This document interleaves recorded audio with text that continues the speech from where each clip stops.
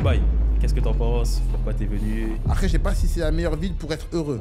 Limite, tous les millionnaires et multimillionnaires que j'ai rencontrés, je les trouve beaucoup plus humbles que les gens qui gagnent 10K, 15K et qui habitent en France en fait. Je préfère échouer qu'avoir des regrets. Mais j'ai vécu trop de fois le racisme dans ma vie. On est trop dans la division de ouais, moi je suis dans tel camp, toi t'es dans tel camp. Dès que j'ai eu de l'argent, j'ai fait beaucoup de bêtises. Je fais carotte même 20 000 euros. Ok. Et il me donne l'adresse du centre d'entraînement de Anthony Martial. Je crois que j'ai fait une dinguerie en vrai. Prends cet argent-là, réinvestis-le, fais d'autres business. Mais moi, c'est vrai qu'au tout début, ça m'a fait comprendre aussi que, tu vois, il n'y a pas que l'e-commerce en fait. Moi, je trouve ça dommage. En fait, je peux pas sauver tout le monde. Je dois te donner toutes mes stratégies là. Parce que je sais pas si tu sais, mais certains gens de notre catégorie sociale, ils ont peur un petit peu de se montrer parce que tu vois, ils croient en certaines choses un peu Exactement. spirituelles, tout ça. Je sais pas c'est quoi ton avis par rapport à ça. Honnêtement, j'ai eu du mal par rapport à ça. Parce qu'on va dire, ce qu'on fait actuellement sur YouTube, avant qu'on arrive, il n'y avait pas. Tu captes? Il y en avait ou très peu. Tu vois, du coup, j'ai eu du mal. Mais honnêtement, j'ai mal vécu le fait de devoir me démerder tout seul. Ok. Tu vois, genre, tout ce que j'ai fait dans la vie, je le dois qu'à moi.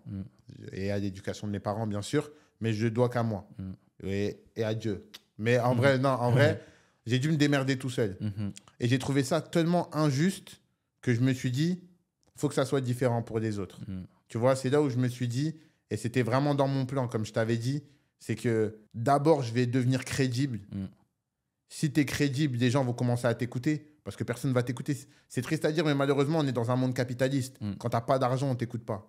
Tu captes? À part si tu es dans un domaine spirituel, où là, bien sûr, tu as un impact. Mais quand tu n'as pas d'argent, on ne t'écoute pas. C'est comme ça.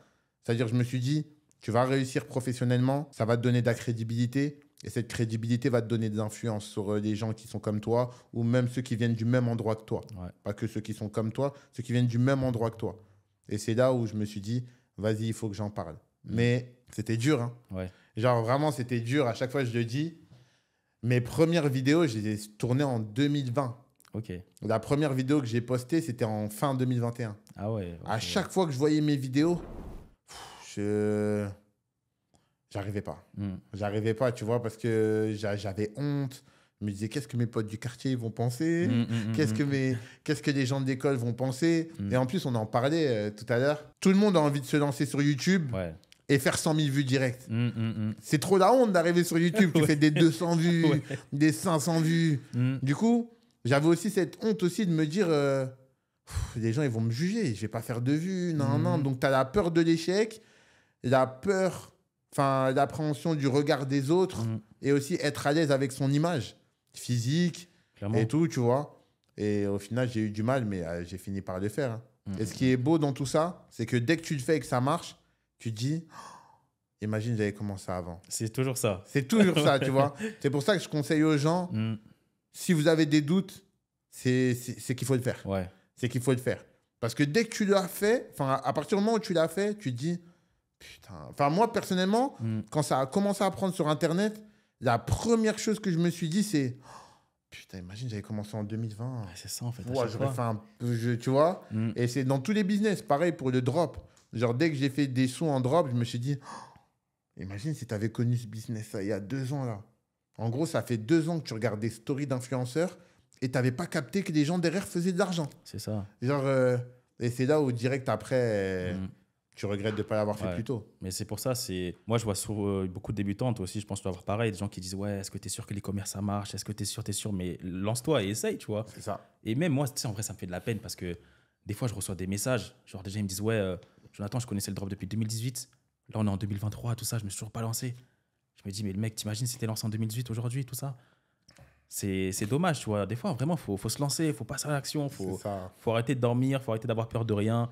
Ceux qui veulent se lancer sur YouTube, lancez-vous sur YouTube. C'est ça. Même si ça fait des 200 vues, c'est pas grave. C'est ça. Les gens, même s'ils se moquent de vous, en vrai, c'est pas grave. Faut pousser, tu vois. Et puis surtout, faut tout tester. Moi, en vrai de vrai, je préfère... en gros, il y a 2 émotions.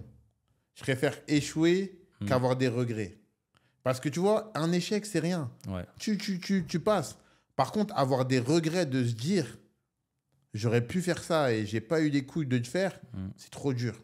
Tu captes, c'est vraiment trop dur. C'est pour ça que moi, personnellement, je suis un peu moins comme ça maintenant, mais genre, dès que j'entends un truc, je me renseigne et j'essaye. Donc, ça m'a un peu perdu parce que pendant un moment, genre à Dubaï, dès que j'entendais des business, j'essayais. Surtout qu'à Dubaï, on va dire, c'est une ville remplie d'entrepreneurs. Ouais. Et c'est des entrepreneurs qui sont tous riches d'une manière différente. Là, tu vas dire, je fais du trading. Là, tu vas dire, je fais de l'affiliation. Là, tu vas dire, je suis closer. C'est-à-dire, en gros, à chaque fois, tu vas tester des business différents. Mais moi, je suis vraiment quelqu'un de curieux. Et je conseille aux gens vraiment d'être curieux. Pour moi, c'est vraiment une qualité importante en tant qu'entrepreneur. C'est de se dire, faut que je teste. Genre, comment tu peux connaître le dropshipping depuis 2018 C'est ça, et tu n'as en pas fait. essayé, genre. C'est ça. Genre, tu as des gens qui disent qu'ils font de l'argent et non. Genre, ça te dit pas. Genre, tu préfères taffer. Et... Genre, moi, je préfère essayer. Bah oui. Genre, je préfère perdre mon argent que de ne pas savoir si c'est vraiment ça, vrai. ouais, c'est vrai, En fait, ouais. je suis vraiment un curieux. En fait, j'ai toujours été comme ça. J'aime trop savoir les choses. Ça veut dire, en gros, même si, genre, des fois, il y a certains secteurs d'activité, même si je sais que je vais pas rester dans ce secteur d'activité-là, je me dis, essaye. Au moins, tu vois si c'est vrai ou pas. Et c'est tout. Ouais, complètement. Bah, si on revient un petit peu sur la partie e-com, donc ouais, toi, tu as fait plusieurs millions et tout, Insta et tout, et tu peux me dire un peu qu'est-ce que tu en penses de TikTok? Comment ça évolue les choses, la plateforme? C'est quoi les conseils que tu as à donner? Franchement, TikTok, c'est la plateforme que j'adore. Ouais. En vrai, c'est bien. De base, bah, moi, j'étais plus dans les influenceurs. Ouais. J'en fais encore un peu. Mais TikTok, en vrai, j'ai pas envie de te dire c'est le futur, mais ça reste la plateforme numéro 1. En vrai, c'est là où il y a le plus de personnes. Après, je suis d'accord. TikTok, c'est beaucoup plus jeune que Facebook. Qui dit plus jeune, dit moins stable. C'est ça. Tu captes? Donc, TikTok, il y a des problèmes de stabilité. Mais aussi, comme je disais, TikTok, en gros, c'est une plateforme où, en gros, c'est une plateforme de créateurs de contenu. Ouais. Tu vois, c'est du contenu de qualité.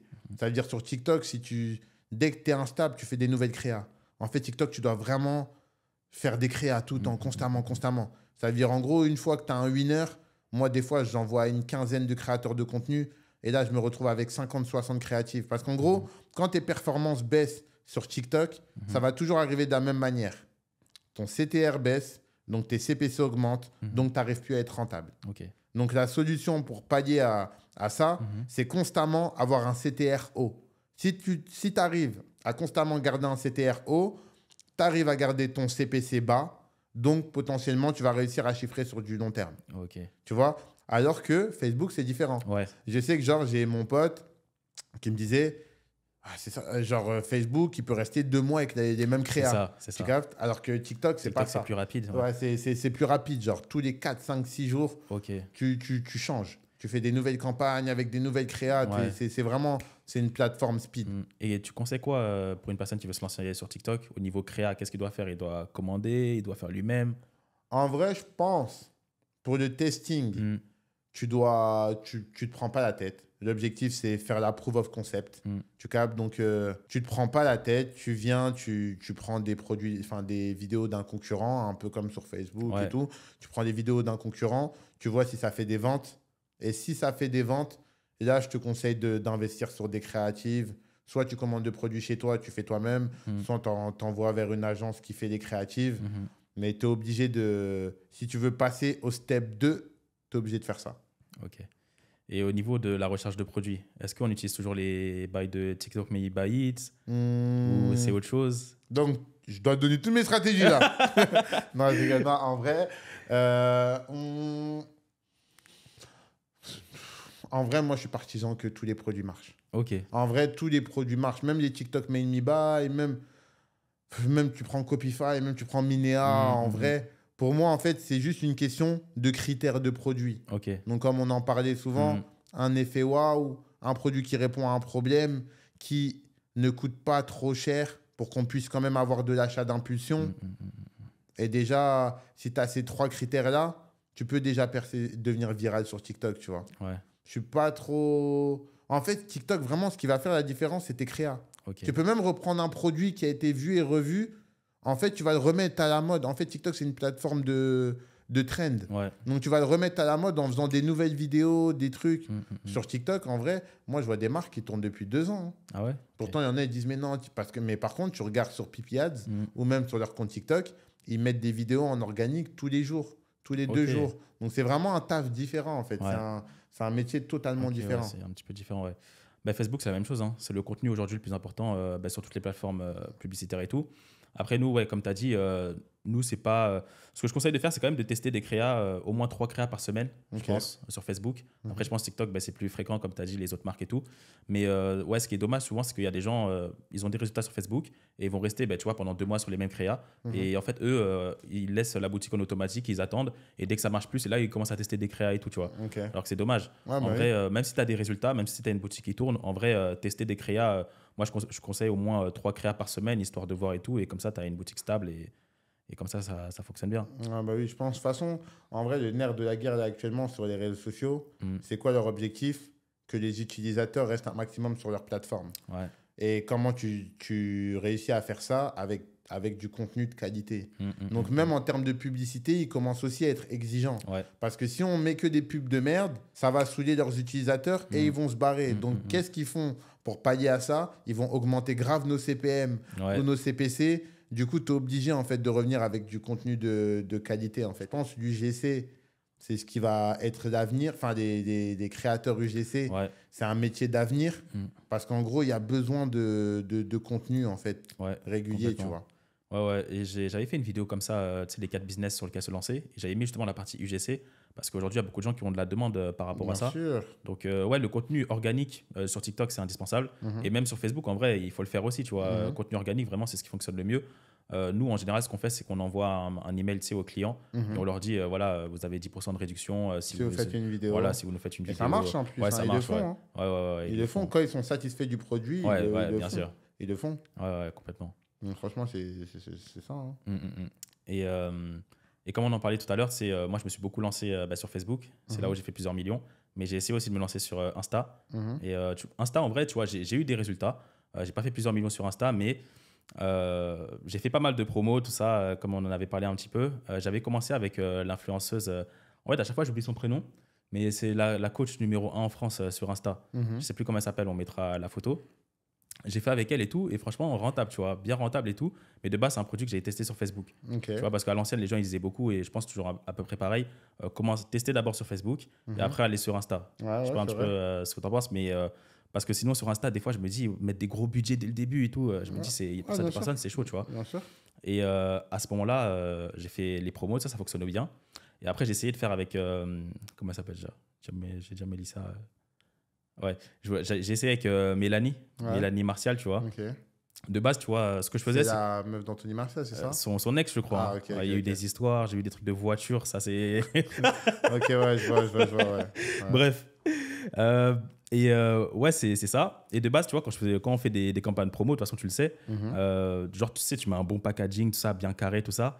Et sauf que là, j'en avais plus, vu qu'on avait envoyé ça à tous les influenceurs. Ok. Et ça fait que la promo, on devait la faire genre 2 jours après. Et je vois son manager, je lui dis, ouais, il n'y a pas moyen, on fasse quelque chose, comment on peut s'arranger? Moi, je lui dis, vas-y, Amazon, tout ça. Lui, il me dit, vas-y, ok. Et il me donne l'adresse du centre d'entraînement de Anthony Martial. Donc, tac, clac, clac, je fais les bails. Elle prend le colis, elle le regarde, elle le met à la poubelle direct, tu vois. Direct. Parce qu'elle a vu Amazon, colis Amazon, elle a dit non, vas-y, c'est ouais. mort, tu vois. Et on avait régalé 3000 balles, tu vois. C'est Donc, en gros, là, c'est Mélanie, là, elle a pris ton produit, elle a directement mis à la poubelle. poubelle, frère. Poubelle. Donc, au moins, on peut dire qu'elle respecte son audience Ouais. et qu'elle fait des trucs qualitatifs. Ouais. Ça, Ok. c'est. On peut pas. Ça, c'est vrai. Ça, on peut pas lui reprocher. On peut Mais pas lui reprocher. elle t'a empêché de faire des sous, quoi. Ouais. Surtout que le produit, il marchait bien. Hein. Ouais, C'est-à-dire putain. que, bon. Dommage. Bon, le manager a rendu l'argent, au moins. Ouais, il a rendu. Bon, ça va. C'est bon. Après, tu connais, il y en a, ils rentrent pas. Hein. Ouais, Il est pas c'est vrai, d'influence. bah, frérot, Je sais pas si t'as eu des trucs un peu comme ça, toi. Mais j'ai eu énormément de trucs comme ça. Hein, du Ouais. nombre d'influenceurs avec lesquels je me suis fait carotte et tout. Une fois, je me suis fait carotte même 20 000 euros. Ok. C'était une influenceuse. En gros, c'était une influenceuse. Je peux dire son nom d'ailleurs. J'emmerde maintenant. Non, en vrai, c'est une influenceuse. Elle s'appelait Amanda Cerny. Ok. Française. Non, c'est une quinri. Ok. C'est avec elle avec qui j'avais fait des 100 000 en 24 heures. Ok. Du coup, moi, je me dis quoi? J'ai fait des 100 000 en 24 heures avec des montres à l'époque. Je vais faire quoi? Je vais refaire un placement avec elle avec des lunettes de soleil. Ok. Tu captes? Donc, je la reprends. Sauf que je fais exactement un brief similaire, la même chose et tout.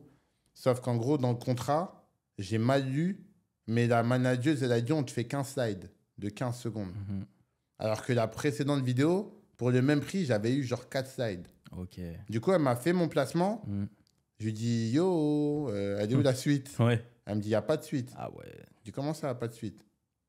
Elle me dit, il n'y a pas de suite, regarde le contrat, tu as signé pour un brief. Ah ouais, c'est ça. Ouais, non, ça, c'est chaud. Ça. Ça veut dire un placement que j'ai payé 20 000 euros. Mm. On a fait quoi? On a fait 1 000 euros. Ah ouais. On a fait 1 000 euros. Parce que vraiment, ça, il y a plein de détails qui fait le succès d'un placement de produit. Du coup, tout ça pour dire qu'en vrai de vrai, déjà de 1, je me suis fait carotte. J'ai été con, j'ai pas lu les contrats. Elle m'a dit, t'as signé, mais je dis, mais je vous ai envoyé 20 000 la semaine, il y a 3 semaines. Là, comment tu peux me faire ça et tout?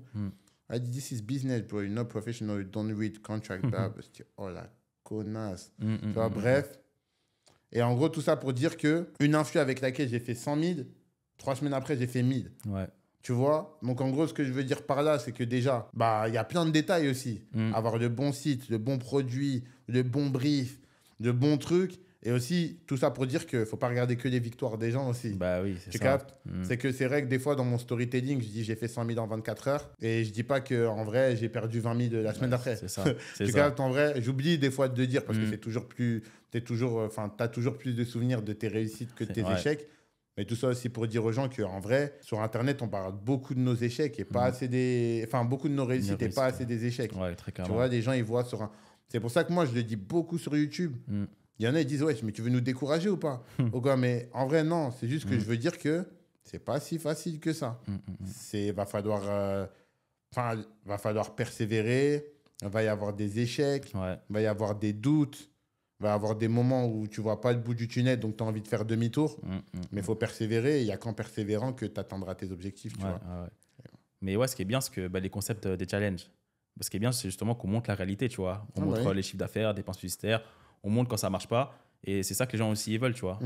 Là, hier, j'étais avec un de mes élèves qui habite en face de chez moi. Et ce qu'il me disait, c'est que justement, tu vois, lui, il s'était lancé sur Amazon FBA. Et il avait eu des résultats, mais c'était du chiffre d'affaires. Au final, il n'était pas rentable et il a perdu plus de 20 000 euros. Donc, quand il voit des youtubeurs comme toi ou moi qui montrent vraiment chiffre d'affaires, dépenses publicitaires, qui montrent que quand ça marche et quand ça marche pas, tout de suite, tu as de la crédibilité et les gens, ils savent, tu vois. Oui, bien sûr. C'est pour ça que faut pas hésiter à être transparent, tu vois. Et je pense... Et ça, c'est ce qui se passe actuellement sur les réseaux sociaux. C'est les gens les plus transparents qui... En fait, tu peux plus trop mentir. Ça les gens le voient. En fait, les gens sont beaucoup moins crédules qu'il y a 3-4 ans.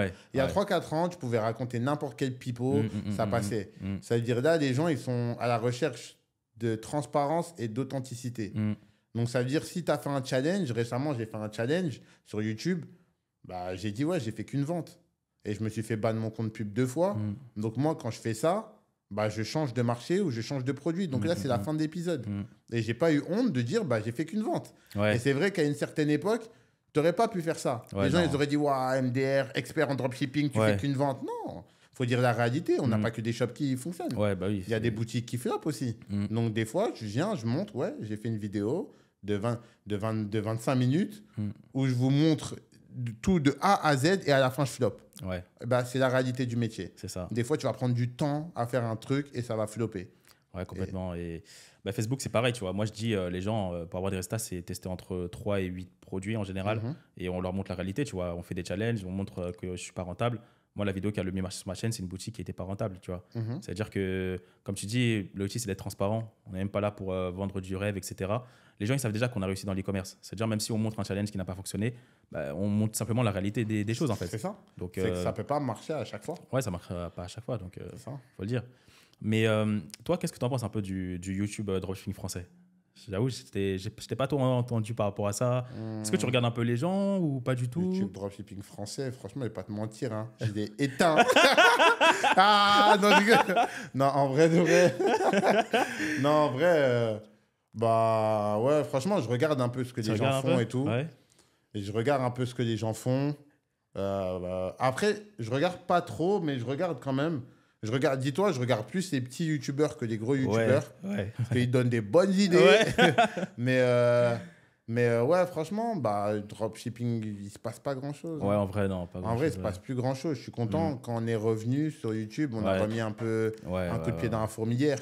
Parce qu'en gros, il y a la stratégie contenu et il y a la stratégie comme un mec, par exemple, je sais pas si tu as connu à l'époque Dropshipping Reborn, qui avait créé une communauté uniquement en taillant les gens. Tu captes? Et du coup, il y en a qui essayent de faire cette stratégie-là. Bah, déjà, je trouve que c'est recyclé déjà. Ouais, déjà, c'est J'ai recyclé. déjà en tête, mais Ouais, c'est recyclé et genre, c'est démodé, c'est ouais, nul. c'est démodé. Genre, moi, honnêtement, je connais beaucoup de monde et j'aurais pu faire du contenu en parlant des gens, Bah oui. en dénigrant des gens. Ouais. Je te donne un exemple. Là, demain, je fais une vidéo, j'essaye la formation de Yomi Denzel. Tu penses pas que je vais faire 200 000 Bah, vues? bien sûr. Je vais les faire, mais jamais de ma vie, je vais faire Ouais. ça. Tu captes? En fait, c'est comme si on fait du sport et tu joues pas fair play. C'est ça, en fait. Moi, je vois vraiment, Pareil. je vois vraiment l'entrepreneuriat comme du sport. Ouais. Et genre, c'est comme si en fait, c'est un cheat code. Oui, bien sûr, là maintenant, je mets Yomi, je mets Oussama, je mets Alex Etienne. Et en gros, il y en a trop, pour moi, hein, qui sont prêts à tout pour faire des vues. C'est ça. Et c'est là où ça devient bizarre. Genre, moi, je suis pas prêt à tout dire pour faire des vues. Ouais. Pourtant, je sais quoi dire. Mais genre, non. Et c'est ça, je pense, le problème du YouTube game français, c'est que les gens, au lieu d'être créatifs, ils vont tailler des gens créatifs. Ouais. Tu captes? Ils savent faire que ça. Ils vont aller sur Twitter et dire MDR, lui, non. C'est ça. Non. Frérot, Et tout. au lieu de faire des tweets, viens sur YouTube. Mais c'est ça, en Tu vas fait. voir comment c'est dur. Voilà, tu c'est captes? ça, c'est ça. Tu vas voir comment c'est. Bien, moi aussi, je peux te faire des tips à l'écrit. Ouais. Tu captes? Bah oui. Tu mets ça avec ChatGPT. Allez, je te fais un beau tweet. Là, tu vas sur ChatGPT, tu dis, est-ce que tu peux m'écrire une série de 30 tweets sur le dropshipping? Allez, hop, je vais te faire des trades. Moi aussi. Frérot, tout le monde peut le faire. C'est ça. Non, Mais c'est toujours facile c'est de critiquer les gens qui critiquer tentent ceux qui des font. choses. Ouais, Tu vois? c'est ça. Mais vraiment, sur ce que tu dis par rapport au e-com français, je suis complètement d'accord. Moi, tu sais, de base, quand je me suis lancé sur YouTube Dropshipping français, j'ai regardé un petit peu tout ce qu'ils faisaient, tu vois, c'est normal. Et je voyais souvent les gens, les vidéos qui faisaient le plus de vues dans leur chaîne, c'était en parlant de Yomi, tu vois. Et moi, je me disais, tu vois, j'ai pas envie de faire ça. Tu vois, j'ai pas envie que la vidéo qui fasse le plus de vues sur ma chaîne, c'est en parlant de quelqu'un d'autre. Moi, j'ai envie que je puisse avoir moi-même ma valeur et que les gens, ils la voient ou ils la voient pas. S'ils la voient pas, honnêtement, je me serais retiré, tu vois. Ouais, bah Comme oui. on disait, on n'est pas prêt à tout pour faire des vues. Honnêtement, j'aurais fait mes vidéos, j'aurais persévéré. Si vraiment je vois que c'est peut-être pas fait pour moi et je dois faire peut-être autre chose, et faire autre chose, tu vois. Ouais, bien sûr. Moi, pour moi, je te dis la vérité, dropshipping français, pour moi, il y a des personnes, même si on parle de persévérance, etc., mais pour moi, ils ne sont pas forcément, entre guillemets, faits pour ça. Soit parce qu'il y en a, déjà, ils n'ont pas eu beaucoup de résultats en e-commerce et ils cherchent à tout prix de percer pour vendre des formations, etc. Ou soit, tout simplement, ils n'ont pas aussi cette empathie, comme on parlait, et cette facilité aussi à expliquer, bien sûr. comme toi, tu as et comme moi, j'ai. Et ça aussi, c'est un facteur qui est important, tu vois. L'aspect de savoir expliquer, tu peux pas transmettre des connaissances, en fait, c'est pas un jeu, tu vois. Ouais, mais oui, mais après, en fait, pour moi, il y a deux métiers. Il y a le métier de chiffrer en e-commerce Ouais. et il y a le métier d'apprendre à des gens comment chiffrer. Moi, le nombre de fois où, je vais pas mentir, et je le dis sur YouTube, je connais des mecs qui m'éteignent en e-commerce, en vrai. Je connais des mecs qui font 10 fois ce que je fais. Mais genre, ils me disent, je pourrais pas expliquer comme tu l'expliques. Même des mecs qui font plus de chiffres que moi, ils me disent, Marcus, attends, là, j'ai vu ta vidéo, c'est propre. Hein. Même moi, j'ai regardé jusqu'au bout, tu m'as appris pas mal de choses. Donc, en vrai, c'est deux métiers complètement différents. Et il y en a, ils vont faire de cheat code. Ils vont être là, ils vont parler d'un tel. Oui, ça va faire des vues. Mais déjà, en fait, ce que les gens ne comprennent pas déjà, c'est qu'en faisant ça, tu ne te crées même pas une communauté. C'est ça. Parce qu'il y a deux métiers déjà. Il y a faire des vues et bâtir une communauté. Ouais. C'est pas parce que tu fais des vues que tu as une communauté. C'est deux choses complètement différentes. Et du coup, il y en a, ils sont prêts à tout pour faire des vues, alors que c'est pas ça le game. C'est bâtir une communauté solide.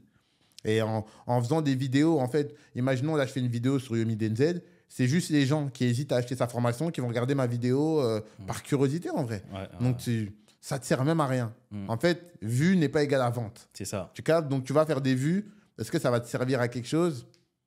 Non, et en plus, c'est la honte. C'est la honte, et même ça peut être contre-productif. Ça, je le dis. Tu sais, quand je m'étais lancé sur YouTube, il y avait quelqu'un qui a fait une vidéo sur moi.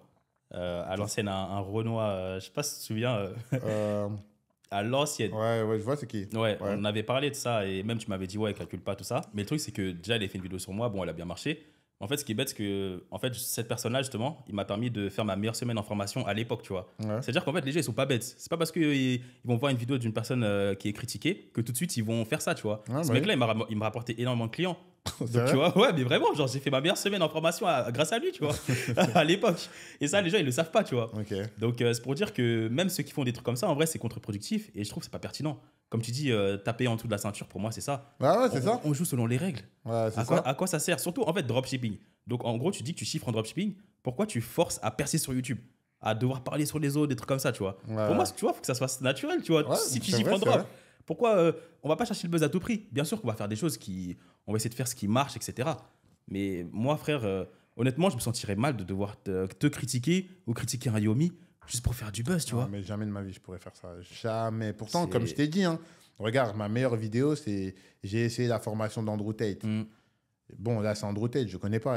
Mais genre, je pourrais pas faire ça sur un francophone ou sur quelqu'un que je connais personnellement juste Ouais. pour faire des vues. C'est ça. Jamais de ma vie, je pourrais faire ça. Genre, Mais c'est ça le problème des gens. Il y en a pour faire de l'argent, pour shine un peu, ils sont prêts à tout, tu vois. Ouais, Et encore une fois, moi, je suis un gars du fair play. Pour moi, c'est vraiment un sport, tu vois. Genre, c'est comme si lui, pendant longtemps, il a bâti sa communauté. Tu vois. Et toi, tu viens, tu te dopes. C'est ça. Tu te dopes et tu prends tout son travail et tu le remets sur ta chaîne. Moi, je pourrais pas. Et bah, je l'ai jamais fait et je le ferai pas. Et Dieu merci, bah, j'en ai pas eu besoin cette année, tu vois. Et c'était vraiment un objectif que je m'étais fixé. C'est que je m'étais dit, je veux faire aucune collab et je veux parler sur personne. Et pourquoi je voulais pas faire de collab? C'est pour ça que c'est que maintenant que je commence ces podcasts et tout. Parce qu'en gros, je voulais que mon image elle soit associée à personne. Ouais. Parce que tu sais, je te donne un exemple. Si tu perces en faisant une vidéo avec un tel et c'est la première fois qu'on t'a vu sur Internet, boum, on t'a affilié à lui. Ouais, t'es redevable aussi. Tu vois, et t'es redevable en plus à cette personne. Tu vois, genre moi, pendant longtemps, on m'associait à Jonathan Hachi. Parce que ma première vidéo où j'ai fait 100 000 vues, c'était sur sa chaîne. La première fois qu'on m'a vu sur Internet, c'était sur sa chaîne. Ok. Du coup, il y a beaucoup de gens qui me disent, ah, je t'ai vu avec un métis à Miami. Tu vois, donc je voulais pas refaire cette erreur-là. Je voulais que mon image elle m'appartienne. Genre là, quand tu dis Marcus, il n'y a personne qui vient. C'est moi, c'est tout. Je suis tout seul. Tu vois, à la limite, tu vas dire, il y a Mexed. Tu captes, mais genre, c'est moi.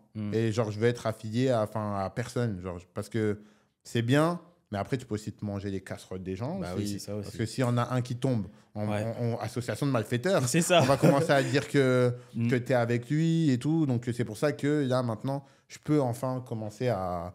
Et au moins, mon succès, je peux dire que je le dois qu'à moi. Il n'y a personne qui peut dire ah, lui, c'est moi, je l'ai fait percer. Non. Ouais. J'ai travaillé comme un chien cette année. J'ai sorti une vidéo par semaine. C'était trop dur.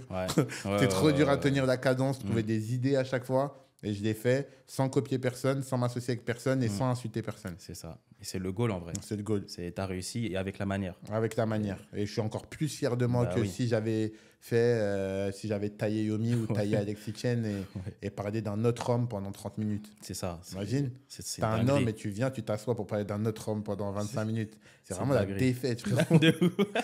Genre, tu t'assois pendant 20 minutes et tu parles d'un mec qui a plus de taille que toi. Parce que tu as le seum au fond, en vrai. Genre, c'est vraiment... Et Kenry dirait c'est un beach move. C'est vraiment, frérot, je suis jamais. Et juste dernier point, avant de clôturer ce sujet, tu sais, il y a beaucoup de gens qui sont un petit peu matrixés et qui sont toujours contre le système. C'est-à-dire, ceux qui sont dans le système, ben, toi, tu es dans le système, Yomi, il est dedans, moi, je suis dedans aussi, tu vois. Ils sont toujours contre, entre guillemets, ceux qui font des vues. Et ils sont en mode, ceux qui font ça sans vues, en gros, c'est eux les puristes. Et nous qui feraient des vues, genre en mode, tu vois, qu'est-ce que t'en penses? Et il y en a, ils disent ça, tu vois. Mais moi, personnellement, e-commerce, je suis pas d'accord, tu vois. Ouais, bah, ça veut rien dire. En fait, encore une fois, c'est deux métiers. En fait, quand tu es sur YouTube, c'est de la création de contenu. Ouais. C'est pas parce que tu es bon en création de contenu que tu es un imposteur. Tu captes? Genre, c'est ça, en fait. J'ai un shop qui tourne à 300 000 par mois. Tu captes? Mais c'est pour ça que, en fait, je comprends. Ouais, tu vois en gros, en général, et c'est triste à dire, c'est que les gens qui ont le plus de visibilité, c'est pas eux qui font vraiment les choses. Dans beaucoup de domaines, tu vois, c'est vrai. dans beaucoup de domaines, même dans le rap, les plus gros gangsters, c'est pas les rappeurs. C'est tu ça. captes? Ouais. Et pareil, genre, les plus gros youtubeurs, c'est pas eux qui font de plus gros chiffres en e-commerce. Oui, je suis d'accord. Je suis d'accord. Il y a des mecs qui font moins de vues que moi, ça se trouve, et qui font plus de chiffres. Maintenant, est-ce qu'ils savent transférer le savoir de la même manière? Parce que si je fais autant de vues, ça veut dire que je suis bon dans ce que je fais. C'est ça, en fait. C'est ça, en fait. C'est pas qu'une question de chiffres. Tu avais Oussama qui disait, hein, il y a le métier de faire et il y a le métier d'apprendre. C'est ça. Tu captes? Tu as des profs, des coachs de boxe qui entraînent un athlète à devenir champion du monde. Il n'a jamais été, lui, champion du monde. C'est deux métiers totalement différents. Et les puristes, en général, ils vont avoir la rage parce qu'ils vont dire... c'est ça. Oui, j'ai plus de connaissances que lui. Nous, on apprend. Tu n'arrives pas à péter, frère. C'est tout. C'est ça. Après, ça a trouvé des excuses. Ouais, lui, il a percé parce qu'il a fait ça. Ou là, c'est pas vrai. Là, faut arrêter. Et même, tu vois, même pour moi, genre dans tout dans la vie, le plus dur, c'est d'enseigner les débutants plus qu'un expert. Personnellement, je trouve que c'est plus facile de coacher quelqu'un qui a, par exemple, déjà acheté une formation et qui, par exemple, à l'époque, quand j'avais pas YouTube, je coachais beaucoup de gens qui avaient déjà acheté la formation de Yomi. Donc, ces gens-là, ils ont toutes les bases. Et après, souvent, ça se joue à un détail pour qu'ils percent, tu vois. Mais c'est 100 fois plus dur de faire des vues, justement, parce que là, tu parles à l'audience froide, à des personnes qui n'y connaissent rien. Donc, en fait, si tu es vraiment fort dans le dropshipping, bah, tu es censé savoir parler à ces gens-là. C'est ça. Mais justement, en fait, Et c'est là où je pense, moi, ce qui m'a vraiment aidé, c'est le fait d'avoir fait énormément de coaching. Ouais. Tu vois, avant de vendre des formations, je vendais juste les gens qui m'écrivaient sur Insta, est-ce que tu fais du coaching? Je dis oui, boum. Mais en gros, ce que je veux dire, c'est que le fait que j'ai formé énormément de débutants. Du coup, j'arrive à savoir expliquer le business C'est de ça. manière simple. Parce que c'est ça qu'il faut. Et souvent, malheureusement, les gens qui ont beaucoup chiffré, ils manquent de proximité. C'est ça. Tu captes? Ils viennent, la vidéo, elle vient à peine de commencer. Il va dire, avec mon CP, mon CPC, mon CTR, j'ai eu un ROI. Ouais. Frérot, le débutant, il part. En vrai de vrai, il va partir Bah oui. parce qu'il comprend rien. Ça veut dire, il comprend pas une phrase, 2 phrases, 3 phrases. C'est trop compliqué pour moi, je pars. Ça veut dire, il faut savoir être pédagogue, prendre C'est son ça. temps et lui expliquer des choses de manière à ce que ça ne le décourage pas, tu vois. Ouais, mais ouais, en tout cas, pour finir ce sujet, pour moi, là, e-commerce français, il n'y a personne de sous-côté ou sur-côté. Il y avait juste un mec, peut-être, je ne sais pas si tu vois Anthony Taylor à l'ancienne. C'est un mec qui, je crois, il a fait plus de 10 millions, tout ça. Non, C'est un blanc un peu. On mettra une photo. Pour moi, lui, dans l'e-commerce, de manière globale, c'est le seul, on va dire, qui était vraiment sous-côté parce que lui, il a vraiment des résultats. Mais moi, je dis la vérité, hein, là, ce que je vois aujourd'hui, ceux qui pensent que là, ils disent des trucs plus pertinents que nous deux, franchement, moi, je suis pas d'accord, tu vois. Après, ça, c'est que mon avis. Mais là, tu vises quelqu'un ou... En fait, non, je vise pas quelqu'un. En fait, en vrai, si, tu vois. Ouais, parce que moi, je vois pas de qui tu parles. Ça se trouve, En j'ai fait- loupé une vidéo qui vient de sortir. Non. En fait, c'est quoi? C'est en gros, là, j'ai vu, là, ça fait des classements en mode des chaînes YouTube audio Ok. francophone, tu vois. Ok. Il y a des gens, ils ont commencé à faire des classements. Et ça commence à dire, en fait, les gens connus un peu en bas et les gens pas connus, ouais, lui, c'est un puriste, tout Ok. ça. Alors qu'en vrai, ils disent rien de spécial. En vrai, pour moi, ils disent rien de spécial, tu vois. Ok. Et je vois pas comment ils peuvent se dire que là, ils font plus que ce que toi ou moi font, tu vois. Ouais, faudrait que j'aille voir. J'ai pas Faudrait vu la que tu vidéo. regardes. Je t'enverrai les liens. Comme ça, tu regarderas. Mais bon, bref, on va changer de sujet. Dubaï, Ouais. qu'est-ce que t'en penses? Pourquoi t'es venu? Comment tu te sens ici? Dubaï, honnêtement, je me sens de mieux en mieux ici. Avant, j'avais vraiment du mal avec Dubaï. Parce que de base, moi, j'habitais à Miami. Ok. Donc, j'habitais à Miami. Je connais, moi, depuis petit, j'étais matrixé par les States et tout. Ouais, C'est-à-dire, ouais, dès que j'ai ouais. eu de l'argent, je partais aux États-Unis vivre mes rêves et faire vraiment mes rêves les plus sombres. Et vraiment des bêtises. J'ai resté là-bas, vraiment, je me suis beaucoup amusé. Ça m'a fait du bien. Parce que, genre, quand tu es frustré, j'étais un frustré. Je vivais pas la vie que je voulais. Et dès que j'ai eu de l'argent, j'ai fait beaucoup de bêtises. Ok. Oui, j'aurais pu gérer mieux mes finances. Moi, aujourd'hui, tout chemin mène à Rome. J'y suis quand même arrivé, malgré le fait que je suis retombé à zéro plusieurs fois. Mais je pense que déjà, il faut le vivre. Avant de répondre à ta question, pour moi, des fois, il faut le vivre parce que je connais beaucoup de gens qui ont touché une grosse somme d'argent, qui ne se sont pas fait plaisir tout de suite. Et là, ils pètent un câble. Ouais. Tu captes? Et moi, je pense que c'est important de savoir se faire plaisir, tu vois. Et voilà, moi, je me faisais plaisir sans compter. Et ouais, ça m'a mis dans des bourbiers, mais j'ai toujours su relever la pente. Tu le fais une fois, tu peux le faire 10 fois. Et Dubaï, je suis arrivé là par hasard en 2020. Et franchement, j'ai kiffé la ville. J'ai kiffé la ville, on était venus, il y avait beaucoup d'e-commerçants. Ouais. Et en gros, ça m'a fait du bien, en fait, cette atmosphère où il y avait beaucoup d'autres entrepreneurs. Tu captes? Parce qu'à Miami, je te dis pas qu'il n'y a pas d'entrepreneurs, mais des entrepreneurs que je connaissais, en fait, les francophones français de Miami, ils sont pas trop dans le digital. Ok. C'est des gens qui sont dans l'événementiel. Tu captes? Du coup, alors que quand je suis arrivé à Dubaï, c'était la première fois, en fait, que je rencontrais d'autres e-commerçants comme moi. Parce que je faisais pas de mastermind, moi, je me mélangeais pas trop. Ouais. C'était moi et mes gars, et puis c'est tout. Du coup, j'ai vu d'autres entrepreneurs, j'ai kiffé. Et puis, il y a la sécurité. Et en fait, c'est un mood, en fait. Dubaï, c'est vraiment, quand tu arrives ici, c'est une vibe. C'est vraiment une vibe. Genre, tu vois, en fait, tu n'es même plus choqué à l'idée de voir une Lambo. C'est ça. Tu captes? C'est ça. À Paris, tu vois une Lambo, tu es choqué. Tout le monde se retourne. Il y a des gens, ils prennent des photos. Dubaï, il y a des Lambos partout, il y a des trucs partout. Donc, en fait, c'est motivant. Ouais. En fait, je trouve que c'est une ville stimulante. En fait, même quand tu fais, en fait, tu vois tellement plus autour de toi C'est ça, en fait. que tu dis, en fait, j'ai pas assez. Donc, pour moi, je trouve Dubaï, c'est la meilleure ville pour devenir riche. Après, je sais pas si c'est la meilleure ville pour être heureux. Ouais, Tu vois? ça, c'est encore autre chose. Ça, c'est encore un autre sujet Ouais. parce que tu peux être constamment frustré, etc. Par contre, pour devenir riche, c'est la meilleure des villes. Ça, je te dirais pas le contraire. Par contre, pour être heureux, si tu es une personne comme toi et moi où on se compare constamment aux autres, où on cherche toujours plus, tu peux rentrer dans un délire où tu es éternellement insatisfait et toujours frustré de ne pas avoir assez, alors qu'en fait, tu as très bien, tu vois. Mais moi, je kiffe. Franchement, je kiffe. Bah, pareil. Mais toi, Et c'était toi combien de temps 2020, t'as dit, hein? Ouais, 2020. Ouais, 2020. ok, Et toi, ouais, qu'est-ce qui 3 t'a ans. fait quitter Londres pour venir à Dubaï? Parce que moi, quand je t'avais rencontré, tu étais à Londres. Ouais, c'était Londres, ouais. Et en plus, j'ai l'impression, quand il y a eu beaucoup de gens qui ont chiffré en drop, ça s'est séparé en deux. Ouais, c'est ça. Tu as eu Londres et tu as eu Dubaï. Ouais, Toi, ouais, qu'est-ce c'est qui a ça. fait que tu n'as pas choisi Dubaï et tu as pris Londres? Ouais. En fait, de base, j'étais en France. Après, j'ai eu mes résultats en e-com. De base, en vrai, je voulais pas partir trop loin, tu vois, de la MIF et tout. Ok. C'était surtout ça la première chose. Et dans ma tête, c'était en mode, si je suis à Londres, ma famille, je pourrais la voir plus souvent et tout. Ok. Au final, ça n'a pas été le cas. Si j'avais été à Dubaï, on serait ça vu aurait- pareil qu'à Londres, tu Ok, vois. ouais, tu as la Donc, flemme de rentrer. Voilà, tu vois, donc fausse croyance. Et en vrai, c'était la raison principale et je voulais pas partir trop loin. Donc c'est la seule et unique raison. Et franchement, Londres, c'est lourd, tu vois. Franchement, Londres, c'est incroyable. Tout est incroyable. Celui qui veut faire du business, il peut. Celui qui est en mode meuf, il peut aussi parce que là-bas, c'est. Voilà. Ouais. Et il y a tout en vrai. Il y a tout. Après, le truc, c'est quoi? C'est que sur la fin, je suis resté 2 ans là-bas. J'ai vu en vrai, j'étais trop loin des gens en fait par rapport Ok. à Dubaï. Tu vois, c'est-à-dire que en vrai, limite, je connaissais plus de gens à Dubaï qu'à Londres. Tu Ouais, vois, alors ouais, que je suis je resté vois. 2 ans, tu vois. Ouais, je vois. Tu vois ce que je veux dire? Je suis là, je suis en mode, mais en fait, les affaires, elles se passent là-bas. Ouais. Et il y a des trucs, c'est que, tu vois, quand par exemple, on est entrepreneur, quand on est entrepreneur, on va pas trop se déranger, s'envoyer des messages tout le temps, tu vois. C'est-à-dire que des fois, c'est bien quand on se voit en présentiel. Ouais. Et comme ça, là, on peut vraiment discuter, tu vois. Ouais, c'est vrai. Par exemple, quand je me suis expatrié, et, après, on s'était vu, tu vois, tu étais passé me voir et tout. Et genre, les 1 heure qu'on avait discuté ensemble, c'était plus que toutes les discussions WhatsApp rapides qu'on Ouais, pouvait c'est avoir, vrai, tu vois. c'est vrai. Donc, le truc de vraiment parler des fois en face à face, même si on peut pas tout le temps se voir, mais quand on a l'opportunité, moi, je trouve ça apporte un truc vraiment en plus. Non, je suis d'accord avec toi, hein. C'est vrai que je trouve à Dubaï, les gens, ils ont le networking facile. Ouais, Tu vois, ils networkent vraiment facilement. T'envoies un message sur Insta à quelqu'un, tu dis, ouais, je viens d'arriver à Dubaï, je suis nouveau. Le mec, il va dire, ouais, je suis au café de Paris Pass. C'est Tu ça. captes, c'est genre, Ouais. c'est un mood où les gens ont beaucoup et en plus, ils se prennent pas pour quelqu'un. c'est ça en fait. Tu captes, c'est pourtant à Dubaï, mine de rien, beaucoup de gens ont des followers, de l'argent, truc.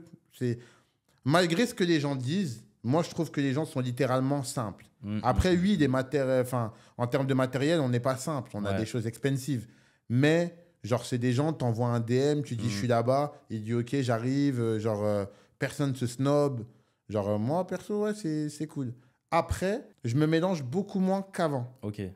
Parce que je trouve, quand je suis arrivé, et il y a beaucoup d'entrepreneurs, je pense, qui sont comme ça, parce que tu sais, dans l'entrepreneuriat, on parle beaucoup du show me your network, how we tell your Ouais. network, tu vois. Donc, tu es là, tu arrives, tu veux connecter avec tout le monde. Et moi, je trouve, en fait, je t'explique. Quand je suis arrivé à Dubaï, qu'est-ce que je faisais? J'avais mes shops qui tournaient, j'avais ma formation, j'avais une swipe.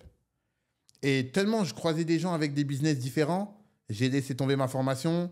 Quand j'ai eu mes premiers problèmes avec mon SaaS, j'entendais qu'un tel, il a fait 2 millions sur ce shop-là. Donc, je vais faire... En gros, ce que je veux dire, c'est que Dubaï, tu as tellement d'entrepreneurs différents C'est ça. que tu peux être constamment stimulé à tester des choses différentes. Et genre, au bout d'un moment, je me suis dit quoi? En vrai, de vrai, arrête de te mélanger avec tout le monde. Ouais. Parce qu'en vrai, ce qui est triste à dire, c'est qu'à Dubaï, si t'écoutes tout le monde est millionnaire. Bah, c'est ça aussi. Frérot, tout le monde est millionnaire, tout le monde fait 1 million par mois. Genre, t'écoutes les gens, Ouais. alors que en Alors vrai, c'est faux. Ouais, on connaît des stories. Ouais, laisse tu tomber. vois? Alors que, donc, du coup, quand tu entends leur chiffre, tu peux être poussé à vouloir changer de business. À dire, oh, peut-être que je loupe un coup, je suis pas dans bon business. Ouais. Et moi, comme je t'ai dit, je suis trop curieux. Ouais, je passais mon temps à changer de business. Et genre, au bout de 2 ans et demi, 3 ans, je me suis dit, ça fait 3 ans que tu es là, tu passes ton temps à changer de business. Et si, genre, tu restais dans ce que tu sais faire de mieux? Ouais. Tu vois, ce que tu sais faire de mieux. Tu arrives à Dubaï, tu faisais quoi? Qu'est-ce qui t'a fait venir à Dubaï? T'avais, genre, tu chiffrais à mort, tu avais InSwipe qui tournait et tu avais ta format. Je suis retourné sur le même cursus que ce que je faisais et j'ai relancé parce qu'après des NFT, la crypto, bref, Ouais. j'ai eu une période de flottement où je savais plus ce que je voulais faire. J'avais perdu beaucoup en crypto. Je savais pas si je voulais retourner dans l'e-com parce que j'avais fait une petite pause de 7 mois. Et après, je me suis dit, vas-y, c'est quoi, test. Et là, je me suis associé avec Sarah. Ok. On a repris TikTok Ads. Je me suis dit, mais en fait, c'est facile comme avant. C'est juste, ça s'est juste déplacé. Et boum, boum, boum. Mais en gros, ce que je veux dire, c'est que tu peux te perdre dans faire trop de réseaux, je trouve. Je pense, en fait, au bout d'un certain moment, il faut savoir s'enfermer dans sa chambre et bosser. Tu vois, genre, faire du copinage et tout, c'est bien. C'est bien, mais... Mais en fait, il n'y a que toi qui peux te sauver. Ouais. Et en fait, j'ai l'impression, je sais pas pour toi, hein, mais moi, j'ai l'impression que dehors, j'étais à l'attente de trouver mon sauveur. Je me disais, un jour, je vais tomber sur le mec qui va me donner le business de génie. Ouais. Ça n'existe pas. Non, frérot. non. En vrai, là, j'ai remarqué tous les vrais millionnaires que je connais, parce que les vrais, il faut bien préciser, les vrais, c'est des mecs qui font le même business depuis 2, 3, 4, 5 ans. Ouais, ouais. Donc, ça ne sert à rien de changer de business en business. Peu importe le business dans lequel tu es, taffe dessus pendant 5 ans à 200%, tu vas finir millionnaire. Exactement. C'est tout. Et c'est ce que j'ai compris. Du coup, maintenant, je me mélange plus trop. Je suis dans mon coin avec mon équipe. Ouais. J'ai mes shops, j'ai mes vidéos, j'ai mes logiciels qui sont là. Et c'est tout. J'ai pas besoin de plus. Ouais, En vrai. complètement. Donc, je network beaucoup moins. Ouais. Bah, toujours sur l'aspect Dubaï, ce que j'ai aimé aussi, bah, en partie le networking. Et par rapport à ça, tu me diras un petit peu ce que tu en penses, mais tu vois, par exemple, quand tu poses des questions, notamment à des personnes qui sont en France et qui ont des business, pas forcément des business de fou, hein, mais ils vont pas forcément répondre à tes questions ou ils vont être un peu dans le brouillard. Et quand je viens à Dubaï, des gens qui sont multimillionnaires, des gens qui ont des vrais business, genre des fois, tu vois, même j'hésite à leur poser des questions et tu leur poses et ils parlent de manière transparente, en fait. Il n'y a pas de tabou d'argent. Moi, j'ai vu aucun millionnaire, limite tous les millionnaires et multimillionnaires que j'ai rencontrés, je les trouve beaucoup plus humbles que les gens qui gagnent 10K, 15K et qui habitent en France, en fait. Ouais, bah oui, mais je pense en France, mais c'est ça le problème, c'est que la France, en fait, le niveau d'argent, c'est pas le même. Ouais. Ça veut dire en France, je te donne un exemple. À Dubaï, tu joues un classe G, t'es quelqu'un c'est normal. Ouais. J'étais à Paris, pardon, et j'ai pris un classe G. Ouais, c'était incroyable. C'est J'avais ça. vraiment l'impression, j'étais un boss, tu vois. Ouais. Et c'est vrai que je pense, en vrai, à Paris, tu as un 10-12K, Bah t'éteins la vie, non? Enfin, en vrai, de vrai, en France, tu es considéré comme riche à partir de 4 000 euros. À Dubaï, tu as 4 000 euros, frérot, c'est les salariés qui touchent 4 000 C'est euros. ça. Tu vois, à Dubaï, tu as 4 000. Donc, je pense que c'est ça, c'est que je pense en France, en gros, c'est pas le même niveau d'exigence. Ouais. C'est pour ça que je suis bien content d'avoir bougé, parce que quand je suis en France, en général, je travaille moins. Bah, c'est normal. Parce qu'en gros, comme je dépense moins, je me dis que j'ai moins besoin d'argent. Aussi, tu ouais. vois. Donc, je suis là, je suis dans le Nord. Je prends une petite bouteille de vin, c'est 17 euros. Tu vas en boîte, tu poses une table à 150 euros. Des loyers, c'est 700 euros. Ça veut dire, en gros, tu te dis, bah, en vrai, je peux vivre avec 4-5 000 euros. Tu vois. Complètement, ouais. Du coup, c'est pour ça que moi, très vite, je suis parti à l'étranger. Parce que ça te met dans un autre step et ça tout. te met dans un autre step où ton niveau d'exigence commence à monter, tu vois. Ouais. T'es obligé, ça monte, obligé. Quand tu arrives en bas, tu descends de ton immeuble, tu vois un mec, il a une Bentley. Ouais. Frérot, tu peux pas être content d'avoir acheté un Clagé, par exemple. C'est ça. Tu as commencé à te remettre en question et c'est bien, c'est ce qui stimule. Ouais. Franchement, moi, personnellement, ça m'a stimulé de fou, même cette année. Comme tu dis, quand tu es en France, tu descends, tu as tes voisins, tout ça, ils sont en mode saoulé. Ils sont fatigués, ils n'ont pas envie de taffer et tout, ils sont fatigués de leur travail. Et quand tu es à Dubaï, tu descends, tu as le multimillionnaire là, tu as le millionnaire là, ça faut toujours être carré, propre, parce que tu sais pas qui tu peux croiser, tu vois. Même en bas de chez toi, tu vois. C'est vrai. Tu vois, c'est déjà même, en fait, dès lors que tu sors de chez toi, tu sais qu'il faut être un minimum carré, tu vois. Parce que tu sais pas qui tu peux croiser. Ouais, c'est vrai, je suis d'accord. Et ouais, par rapport à ça, je pense que c'est important. Et oui, comme tu disais, le niveau d'exigence, c'est incroyable. Parce qu'en fait, ici, les gens, ils ne sont pas impressionnés parce que tu as X montres ou parce que tu gagnes X euros. Ici, tu dis, tu gagnes 20K par mois. Les gens, ils vont dire, mais ok. Ouais, tu vois. Alors que là, c'est gagner des 6 chiffres, des 7 chiffres. Ok, lui, il fait ça, lui, il fait ça. En fait, il y a tellement de gens qui gagnent de l'argent de plein de manières différentes. Ça, comme tu as dit aussi, il ne faut pas se perdre. Mais moi, c'est vrai qu'au tout début, ça m'a fait comprendre aussi que, tu vois, il n'y a pas que l'e-commerce, en fait. Parce que quand tu démarres dans un business, tu penses qu'il n'y a que comme ça que tu peux gagner de l'argent. Ouais, bah oui. Alors que, il n'y a pas que ça. Tu vois, il n'y a pas que ça. Tu vois, à Dubaï, ah ouais, lui, il fait 6 chiffres par mois avec ça, mais moi, je ne pensais pas. Ouais. Alors il y en a, ils font 100 vues, mais tu vois, et c'est incroyable. Mais il faut rester focus sur ce qu'on fait. Ouais, faut vraiment rester focus. C'est le plus dur. Pour moi, j'ai compris récemment que peu importe. En fait, j'ai vu des millionnaires de tout secteur d'activité. Tous les millionnaires que j'ai rencontrés, tous les vrais millionnaires que j'ai rencontrés, c'est des gens qui font la même chose depuis 5 ans. C'est ça. J'ai pas encore vu de mec me dire je suis devenu millionnaire en 1 an. Ouais. Et les seuls pour qui c'est arrivé, c'est ceux qui ont fait un coup crypto ou un coup NFT. Ouais, ça, c'est normal, c'était un cheat code du système. mais les autres mecs des autres secteurs d'activité, la plupart, que ce soit dans le trading, dans le SMMA, dans peu importe le secteur d'activité, dans l'immobilier, dans tout, c'est des mecs qui font ce qu'ils font depuis plus de 5 ans. Tu captes, et c'est là, du coup, ça a changé mon mindset. Du coup, je me suis dit, en fait, ça sert à rien de chercher de l'argent rapide. Ouais. Reste sur la même chose, trouve ta zone de génie, reste sur la même chose, fais ça dans 5 ans et tu feras le calcul dans 5 ans. Là, je vois, ça fait 1 an que j'ai repris full e-com, personal brand, SaaS. Genre, je me dis, waouh, je me laisse encore 4 ans, mais ça va être une dinguerie. Bah, c'est ça. Si j'ai déjà fait tout ça en 1 an, ouh, là, genre, et que je garde la même cadence, la même rigueur, Bah, dans 4 ans, c'est un autre niveau. Et ce qui est bien par rapport à ces 3 business, c'est qu'ils sont liés. Tu ça. as tes shops, tu montes des gros résultats. Derrière, tu vends plus de coaching, formation et ça s'associe derrière. Ouais, et c'est tout, ça. Moi, c'est vraiment un truc où j'ai pas honte de dire. En Ouais. vrai, c'est que c'était dans mes. En fait, je suis devenu riche avec l'e-commerce et je tourne encore en e-commerce. Je monte mes chiffres, j'ai des shops qui tournent à 300 000 mois. Maintenant, faut dire des choses telles qu'elles sont. Je suis vraiment quelqu'un d'hyper transparent. Un shop à 300 000 mois, tu es entre 15 à 20% de marge. Grand max. C'est pas tant que ça, en vrai. C'est pas tant d'argent que ça. Ça fait 40 000. Tu captes? Tu as des associés. Tu n'es pas tout seul. En plus. Tu captes? Donc, tu calcules encore. C'est pas tant que ça. Donc, faut diversifier ses sources de revenus. Moi, c'est ce que j'avais vu. J'avais vu un truc qui disait les millionnaires, en général, ont 7 sources de revenus différentes en moyenne. Donc, moi, en gros, c'était mon objectif, c'est d'avoir un maximum de sources de revenus. Du coup, maintenant, j'ai aussi une agence de location. Enfin, c'est pas vraiment mon agence, mais en gros, j'ai acheté des voitures. Et tu les as données. Je les ai données à quelqu'un qui, lui, les m'a allouées. Du coup, j'ai 2 voitures là-bas. J'en ai pris une. J'en ai aussi pris 2 à Paris. En gros, je me diversifie un maximum, mais je pars du principe, si tu as une expertise dans un domaine, c'est ridicule de ne pas vouloir le vendre. Mais ce n'est pas parce que tu le vends que tu ne fais pas d'argent avec. C'est ça, en fait. Tu captes, tu peux être coach de sport, tu es balèze, du coup, tu es bon pour apprendre aux gens. Bah, tu l'apprends. Bah, c'est ça. Tu es bilingue anglais, bah, tu vas apprendre l'anglais aux gens. En fait, tu apprends aux gens. Bah, ce que tu fais, quoi. C'est pour ça que moi, je conseille même à tout le monde, si tu trouves que tu as un talent ou que tu as une expertise, et c'est comme ça que tu deviens riche d'ailleurs. Tu as un talent ou tu as une expertise, revends-la. Mais tu n'es pas obligé de faire de la formation, hein. Tu peux vendre un service. Tu vois, si tu as un talent ou une expertise, monétise-la en fait. Complètement. Monétise-la sans en avoir honte. Moi, vraiment, je suis quelqu'un, j'étais vraiment altruiste et j'adore aider les gens. Bah, je suis fier de dire que j'en ai fait mon métier. Clairement. Il n'y a pas de honte ou de mal à ça. Tu captes, c'est même mieux.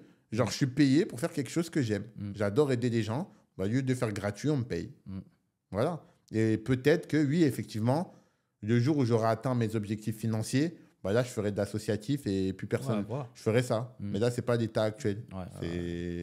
C'est comme ça. Ouais, complètement. Et si on change de sujet et qu'on part sur la partie France, immigration, etc., c'est quoi un petit peu ton opinion par rapport à ça? Parce que tu sais, en France, là, actuellement, c'est un petit peu chaud. Ils ont mis en place pas mal de lois, notamment tu sais, la baya, tout ça, et même d'autres choses. Et on sent que les extrêmes, ils commencent à avoir de plus en plus de poids sur la société française. Ouais. Bah, moi, en vrai, c'est pour ça que je suis parti de France il y a longtemps. Hein. Je te mens pas. Franchement, la première chose que je voulais quand je voulais faire de l'argent, c'était partir. Parce que je te mens pas, ce truc de pas trouver de travail, de pas forcément pouvoir rentrer dans tous les restaurants, du truc. Franchement, je vais pas me dire que ça m'a écœuré du pays parce que j'aime quand même mon pays. Mais ça m'a fait dire je veux plus revenir vivre là-bas, tu vois. Après, oui, maintenant, j'ai une chaîne YouTube, les gens, ils pepsent un peu. Mais genre même, tu roules en voiture, tu te fais contrôler. Genre à Dubaï, tu as une belle voiture, tu te fais pas contrôler.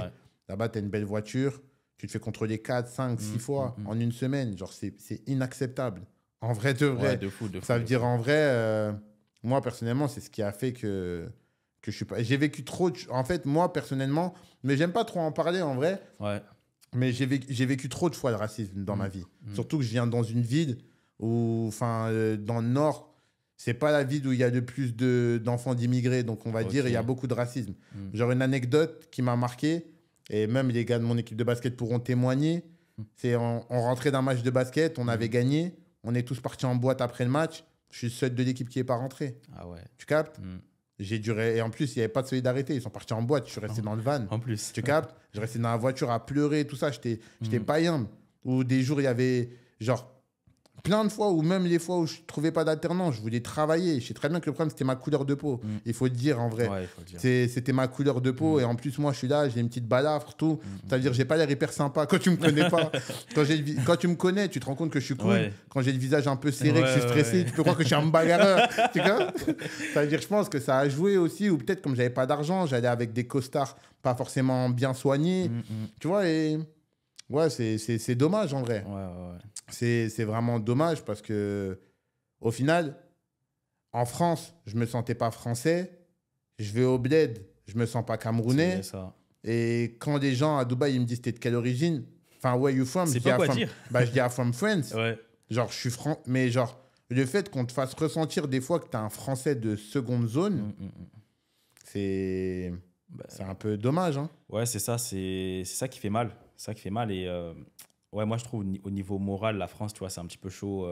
Il y a trop, on est trop dans la division de ouais, moi, je suis dans tel camp, toi, tu es dans tel camp. On ne cherche même pas à s'expliquer. On est trop dans des préjugés. Même, par exemple, ça m'a fait rire, tu sais, par exemple, pendant les émeutes. Tu sais, ils ont fait la liste des noms. Ils ont dit oui, les 20 noms qui se sont fait le plus arrêter. Je sais pas si tu as vu ça Ouais, sur ouais. BFM et tout.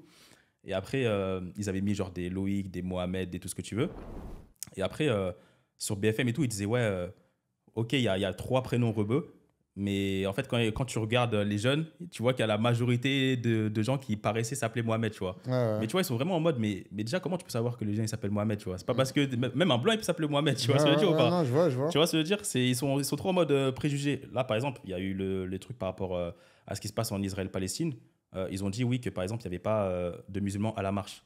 Tu vois. Mais comment tu peux savoir? Tu vois, parce qu'en fait, chrétien, musulman, tu vois, c'est pas une couleur de peau, tu vois. Ouais, c'est Tu vrai. vois, c'est ça, je veux dire, tu vois, c'est Ouais. encore hier sur BFM, je voyais ça.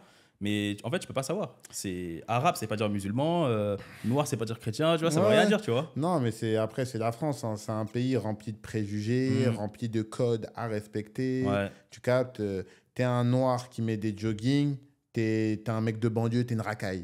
T'es un mec qui fait ci, t'es un ça. T'es un mec qui fait ça, t'es ça. C'est genre, ils ont trop de préjugés. Genre, t'es un rebeu, t'as une barbe un peu mal taillée, t'es un islamiste. C'est ça. Ils mettent des codes, ils veulent mettre des étiquettes sur tout et n'importe quoi. C'est ça qui me saoule. Genre, tu vois, alors que ce que j'adore, ce que j'ai kiffé, genre aux US ou même à Londres, tu vois des policières avec le hijab, ou même à Dubaï, on est là, Dubaï, c'est une ville où il n'y a que 10% de locaux sur place. Bah oui. Donc en vrai, c'est ça la vraie multiculturalité. Si on est là, on vit tous ensemble, c'est ça le vrai vivre ensemble en vrai. Le vrai vivre ensemble, c'est on peut être en soirée et on est là, on est tous ensemble en fait, tu vois. Et le problème en France, c'est qu'ils ils proclament le vivre ensemble, etc. Mais c'est pas le vivre Ouais, non, ensemble c'est en vrai. hypocrite. C'est très hypocrite, mais après, malheureusement, à l'échelle qu'on a, on peut juste aider les gens à faire du e-com.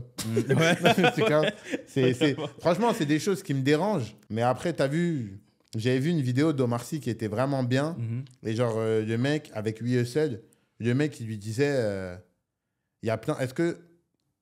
Qu'est-ce que tu dis aux gens qui t'ont reproché de ne pas avoir pris la parole auparavant, etc., etc.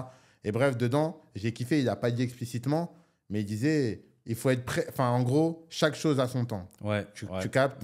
Au bout d'un certain moment, fais ton business, va chercher tes sous, fais ce que tu as à faire. Parce qu'en gros, émettre son opinion sur Internet, c'est prendre aussi un risque. Bien sûr. Tu captes. C'est prendre aussi un risque financier, c'est prendre aussi un risque. Et il y en a, ils vont dire, oui, t'es égoïste. Tu penses d'abord à ta... Non, frère. Oui, je pense d'abord à moi. Bah oui, tu captes. Je pense d'abord à moi, à ma famille, à mes proches. Mais oui, j'ai toujours dit, moi, de toute façon, en temps et en heure, je vais... en temps et en heure, je vais être un kamikaze. Tu captes. Moi, je le sais. Ça a toujours été mon objectif. J'ai vécu trop de trucs dans ma vie pour me taire. Bah oui. Mais il y a un il y a temps pour tout. il y a un temps pour tout, il y a un moment pour parler. Et je sais que c'est pas tout de suite, en C'est tout ça. cas. C'est trop tôt. Laissez-nous nous construire. Ouais, t'as capté. Laissez-nous développer un petit peu les bails, stabiliser. Et après, on verra bien, tu vois. C'est casse, ouais. Parce que moi, j'ai reçu des messages. Des gens, ils m'ont dit, oui, on ne te voit jamais mettre ton opinion. Non, ils me disent, j'ai dit, wesh. En vrai de vrai, je suis qui, moi? En vrai, je suis un mec qui fait du e-commerce. Moi, j'ai mis mon opinion sur ça. Oui, je pourrais. Chaque chose en son temps. Faut pas être pressé de parler trop tôt. Genre, faut pas. Tu vas te brûler les ailes. Tous tes comptes, ils vont sauter en 10 jours. Tu fais quoi après? Tu vas aider qui? C'est ça. Tu captes? Ouais. Genre, faut être smart dans ses prises de position, quand les prendre. Et c'est tout. Genre, moi, j'en pense pas moins sur certains sujets. Ah oui, c'est ce que... J'aimais pas mon opinion maintenant. voilà. J'ai pas encore assez mangé. Ouais. Non, en Faut vrai, dire les faut le dire. choses. Ouais. Tu captes? Et en temps et en heure, ça va partir. Ouais. Mais là, les- c'est trop tôt. Ça fait même pas un an, je suis sur C'est Internet. ça. J'ai commencé à venir faire le Martin Luther King. Ben, c'est ça, en Tu fait. captes? Mais les gens, ils veulent ça, justement. Ouais, laissez-moi d'abord manger, les gars. Laissez-moi faire ce que j'ai à faire. C'est drôle qu'on parle de ça parce que, tu vois, MrBeast récemment, il a fait une vidéo là où il est Ouais. parti en Afrique construire 100 puits. Je sais pas si tu avais vu. Et j'avais fait un TikTok par rapport à. J'avais fait un post Instagram par rapport à ça. Et j'avais dit, ouais, en gros, les Renois, faut pas être content de voir ce genre de vidéo parce que c'est pas à lui de faire ça. Tu vois. Et après, un mec, il m'a dit sur Instagram, il m'a dit, ouais, mais vous, les influenceurs Renois, tout ça, au lieu de vous mettre ensemble pour faire des trucs, au lieu de parler de l'Afrique et tout, vous vous dites rien, tout ça. Ouais, bah oui. Ouais, c'est vrai, mais frérot, tu veux faire quoi? Chaque chose en son temps. Ouais. Chaque chose en son temps. Il y a même Jay-Z qui disait ça. Il disait, moi, mon objectif, c'est learn, et en temps et en heure, je redistribue. C'est ça. Tu captes? J'avais vu une belle métaphore sur ça. Je sais plus, c'était une vidéo qui disait, bref, le but d'une coque rechargeable, tu vois, c'est d'avoir de la batterie. Si tu épuises toute ta batterie, tu peux aider personne. Ben, c'est ça. Tu captes? Ça veut dire, en fait, tout ça pour te dire dans le sens où il faut attendre le bon moment. Tu vois, il ne faut pas être pressé d'aider tout le monde. C'est comme dans un avion, ils disent de mettre d'abord son masque avant d'aider ton voisin d'à côté. Aide-toi d'abord toi-même avant d'aider les autres. Là, moi, je suis dans l'objectif où je m'aide moi-même, je sécurise ma position, je fais ce que j'ai à faire. Et en temps et en heure, oui, pourquoi pas. C'est ça. Genre, et en plus, il faut dire, genre, à une époque, Omar Sy, c'était la personnalité préférée des Français. Maintenant, c'est l'une des personnalités les plus détestées des Français. Ah ouais, ok. Ça a été à partir de quand?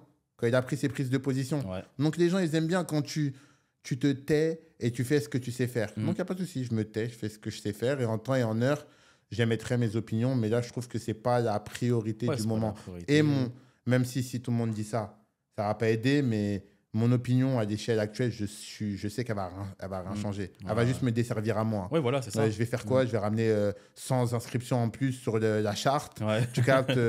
À mon échelle actuelle, ça va rien changer. Après, effectivement, si tout le monde pense comme ça, les choses n'avancent pas.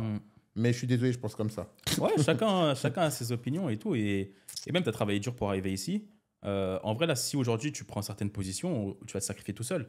Par rapport aux résultats que ça va amener, ça servira à rien. Ça servira à rien. Et ça, les gens, ils y pensent pas. Eux, ils sont en mode, ouais, mais pourquoi Marcus, pourquoi Jonathan, ils parlent pas de ci, ils parlent pas de ça? Bah déjà, est-ce que les gens, ils vont vraiment nous soutenir si on parle de ça? Tu vois? Au final, tu tires une balle dans le pied tout seul et après, les gens, ils s'en foutent. C'est pas eux qui ont payé tes factures et tout. C'est tu ça, vois. en fait. Une fois que tu disparais, tu captes. Et genre, faut pas être pressé. Chaque chose en son temps. C'est comme, en vrai, j'avais ces débats-là aussi, par exemple, à une époque, par rapport aux proches de ma MIF ou même les gens. Je donne un exemple. Il y a un moment où tu dois redistribuer. Oui. Mais il faut pas être pressé de distribuer, d'aider trop tôt. Genre, moi, c'est vrai que, genre, au début, quand je venais d'avoir d'argent, boum, boum, boum. Déjà, je dépensais beaucoup et je donnais beaucoup. Ouais. Et ça veut dire, à la fin, en fait, j'arrivais pas à mettre de côté. C'est comme si tu as un ballon et il y a des trous partout. Ça veut dire, il y a un moment pour tout, en fait. Ouais. Faut d'abord, vraiment, c'est vraiment important parce que je pense, tu vois, des gens comme nous, on a ce truc où, quand tu réussis, tu te dis que tu dois. Ouais. Tu dois rien. En vrai, C'est à toi. C'est à toi, tu dois rien. Mais il faut savoir redistribuer en temps et en heure. Mais te mets pas une pression en disant, bon, je viens d'avoir, je dois donner tout de suite. Non. Ça se trouve, tu n'as même pas encore assez. Prends cet argent-là, réinvestis-le, fais d'autres business, construis. Et après, ouais. Après, ouais, quand ta position, elle est implacable, tu sais que quoi qu'il arrive, ça bouge plus. Là, tu peux te permettre de mettre all-in dans aider les gens. Ouais. Non, mais complètement. Et même par rapport à ça, même nous, même pas à notre échelle, j'ai remarqué souvent les gens de notre classe, un peu les gens qui nous ressemblent, il y a beaucoup de gens qui n'arrivent pas à avoir des comptes bancaires en positif à cause de ça. Parce que déjà, ils doivent gérer leur propre vie. Tu dois en plus aider tes parents, aider ci, aider ça, aider ça. Et toi, tu gagnes 1003. Et derrière, au final, à chaque fois, il ne te reste rien. Et en fait, on n'arrive pas à avoir du surplus sur le compte. C'est-à-dire que tu dois arriver à chaque fois au point de dire, mais papa, maman, j'ai rien. Ou cousin, j'ai rien. Ouais. Tu vois? Alors que tu peux dire, j'ai de l'argent, mais cet argent n'est pas fait pour ça. Ouais, bah oui. Tu vois? Ouais, cet argent, c'est sécurité au cas où si vraiment il y a un problème. Cet argent, elle est fait pour ce projet-là. Et il faut savoir l'expliquer. Hein. C'est pas une honte. Hein. Il faut savoir l'expliquer parce que, en fait, si toi, tu tombes là, tous les gens que t'aides, ils vont tomber avec toi. Ça veut dire, en gros, ça les aide de rien donner. Tu captes? Et il faut juste l'expliquer correctement que, oui, j'ai, mais l'argent n'est pas fait pour ça. Voilà. Donc, s'il te plaît, laisse-moi 1 an. T'inquiète, dans 1 an, je te dirai plus non, mais là, c'est pas le moment. Sachant qu'en vrai, quand tu travailles dur, t'as aussi envie d'augmenter ton train de vie. Personnellement, j'arriverai pas à ne pas augmenter mon train de vie pour que distribuer mes sous. Bah oui. Et je travaille dur, donc je dois me faire plaisir. Parce que tu sais, j'ai déjà eu des réflexions un jour où on me dit ah ouais, lui, c'est un varcreux, il m'envoie 500 € alors qu'il a dépensé 1000 € en boîte. J'ai le droit de me faire plaisir, c'est moi qui tape les nuits blanches, l'argent m'appartient. Oui. Je t'ai donné que 500, c'est déjà beau. En fait, les gens, ce qui est dommage, c'est que les gens calquent ce que tu leur donnes par rapport à ce que toi, tu gagnes. Ouais. Tu vois, j'ai déjà donné 2000 € à quelqu'un et on m'a dit, ouais, merci pour ce petit geste. Comment ça, petit geste, frérot? Les gens, c'est des fous. C'est un salaire, c'est Ouais. un 13e mois. Ouais, C'est ouais, énorme ouais. de donner C'est 2000 énorme. euros à quelqu'un, C'est tu captes? énorme.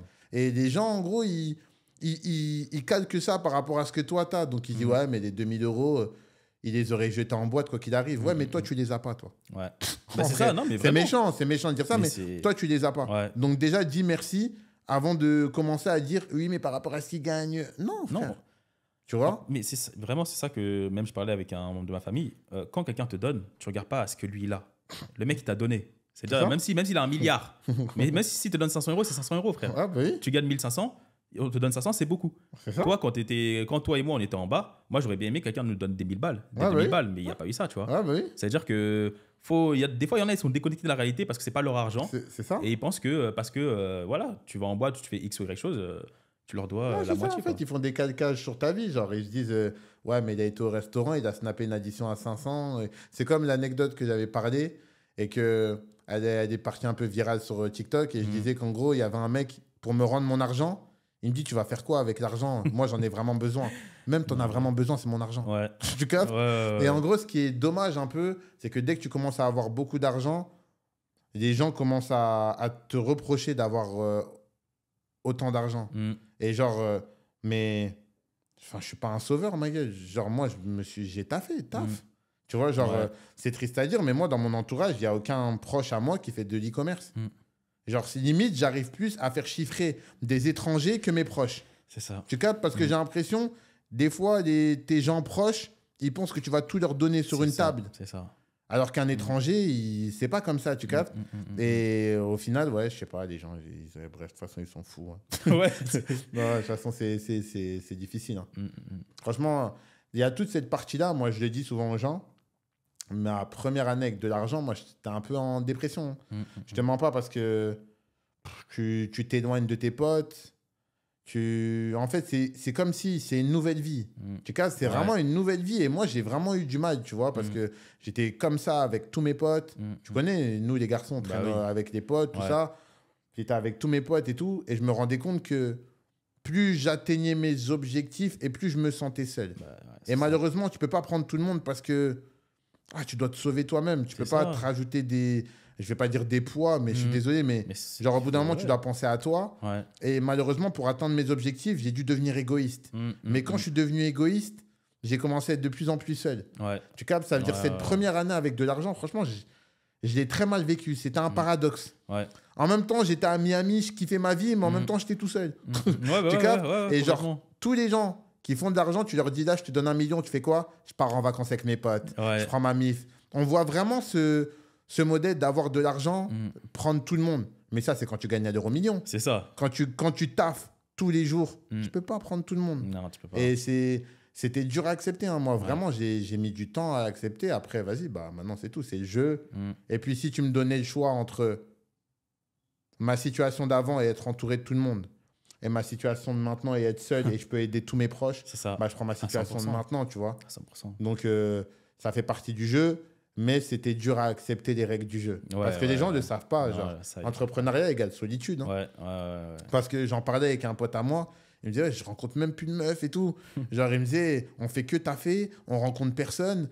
Putain, des fois, je regrette l'époque où j'étais au taf et j'allais au bureau. Ouais. En vrai de vrai, l'entrepreneuriat, c'est dur au début. Hein. Ouais. T'es seul dans ta chambre, tu prends du poids parce que tu travailles beaucoup, tu sors plus, tu rencontres plus personne. Et il y a ces trucs-là aussi, l'aspect psychologique Ouais, psychologique, dont on ne parle pas assez, tu vois. ouais. Le fait social aussi, d'être vraiment très isolé et tout. Très isolé, En plus, si tu t'expatries, tu vas dans un pays en plus que tu connais pas. c'est ça? Ouais, complètement. Mais moi, c'est pareil. Hein, quand je me suis lancé, au début, j'ai dit à quelques de mes amis, ouais, lancez-vous avec moi, tu vois. Lancez-vous avec moi, de ça. Mais ils ne me prenaient pas au sérieux à ce moment-là. Après, quand je commence à montrer des résultats, ils disent, ouais, non, lui, il rajoute, il blague, tout ça, Ouais. tu vois. Là, tu sais, carrément, quand on était passé sur TF1, tout ça, c'est là où il y a des gens, carrément, mes amis d'enfance s'étaient appelés, ils ont dit, ah, ok, donc là, tu nous mettais pas des pièces, en fait. C'était vrai, les Ouais. bails de chiffres, tu vois. Ouais. Les gens, ils attendent que tu sois sur TF1 pour te croire. Alors que non, moi, je trouve ça dommage. En fait, tu peux pas sauver tout le monde. Tu peux pas sauver tout le monde. Franchement, ça a été la chose la plus dure à accepter. Ouais, je pense que c'est Que ça. tu peux pas aider tout le monde, tu peux pas sauver. Parce que moi, j'avais vraiment, en fait, on a tous le rêve utopique de Ouais. se dire quand je vais devenir riche, je prends toute ma famille C'est en ça. vacances et je leur achète un avion. Tu sais combien ça coûte Ouais. de prendre des billets pour tout le monde, tout ça. De Et en ouf. fait, tu te rends compte que tu te rends compte même que 100 000 euros, c'est rien. Et il y en a, ils vont trouver ça indécent. Ouais. Mais 100 000 euros, frérot, t'achètes même pas une maison à ta daronne. Bah oui, tu clairement. captes? Donc 100 000 euros, c'est rien en vrai. Ouais. Mais ça, en fait, tu arrives dans la réalité du métier, en fait. Et tu t'en rends C'est compte ça. que quand tu y arrives. Mm. Tu te dis, putain, ah ouais, mais avec ça, je fais rien, en fait. Genre, je fais rien. Bah oui, tu fais rien. Il y en a, ils vont trouver ça indécent de Mhm. dire ça, mais c'est la vérité. Genre, t'as 100 000 euros, t'achètes une maison où? T'achètes un appart, t'achètes un Ouais. studio. Et nous, on est entrepreneurs, on n'a pas droit au crédit, En plus. etc. Donc, on doit prendre en cash. À un an, ça veut dire avec 100 000 euros, t'es pas riche, frère. Pas du tout. Même 3. Et avec 1 million à Dubaï, t'es toujours pas riche. Ouais. Bah, il est bien immobilier, genre pour 600 000, t'as un one bedroom. Ouais, c'est ça. Hein. Tu vois, après, bon, il y en a, ils diront qui vous oblige de vivre à Dubaï. Tu peux aller Ouais. acheter ailleurs. Mais ce que je veux dire, c'est que plus tu avances, plus tu te sens seul et plus tu te rends compte que pour avoir la vie que tu as vraiment, il faut beaucoup plus que ce que tu croyais. Ouais, Tu clairement. captes? Parce Ouais, qu'on pense beaucoup, ouais, tu me donnes 100 000 euros, je suis bien. Mm. 100 000 euros, frérot, tu tiens 2 ans max. Hein. Ouais, Sans de taffer, tu tiens 2 ans max. Donc, Ouais, non, ça. Après, les gens, ils aiment bien les belles histoires. En mode, ouais, j'ai réussi avec mes amis d'enfance, on monte ensemble. Ouais, c'est Mamie, ça. il faut monter ensemble. Mais c'est pas pareil pour tout le monde. Il y en a qui, par exemple, qui ont des bons amis, qui avaient le même mindset et sont montés ensemble. Et c'est des belles histoires. Il y en a, par exemple, qui avaient des mauvais amis, c'était plus compliqué. Il y en a même qui ont même des mauvaises familles. Tu vois, il faut le dire. Tu vois, c'est-à-dire qu'il y en a, par exemple, dans leur famille, il y en a, ils vont réussir et les gens, ils vont peut-être devenir jaloux, ils seront malheureux de leur réussite. Tu vois, c'est des choses que personne n'en parle publiquement, mais c'est des réalités. Tu vois. bien sûr. Donc la vie, elle n'est pas parfaite. Il y a des hauts, il y a des bas. C'est pas idyllique comme on le pense. Et c'est juste que les gens, ils aiment bien enjoliver les choses. C'est ça. Et puis les gens. Et malheureusement, c'est peut-être aussi de notre faute. C'est pour ça que moi, je me force vraiment sur YouTube à parler du négatif. Ouais. Parce qu'en gros, malheureusement, je pense que sur Internet, on parle souvent que de nos succès. Tu captes? Et on s'ouvre pas assez sur tout le négatif qui arrive. Tu captes? Et du coup, les gens, en fait, ils ont vraiment une vision utopique du business. C'est ça, en fait. Ils ont vraiment une vision, mais genre, ils savent pas toutes les nuits blanches, tout le truc. Et c'est pour ça qu'il y a un taux d'abandon hyper élevé. C'est ça. Parce qu'en gros, quand ils arrivent sur la réalité du terrain, ils me disent, mais c'est pas le business le plus facile, en fait. Allez, je vais aller sur le copy trading. C'est ça. Tu captes? Parce qu'ils connaissent pas la réalité du métier. Et je pense aussi que c'est notre devoir et notre rôle en tant que personne avec de la visibilité de dire que c'est pas si facile que ça. Hein.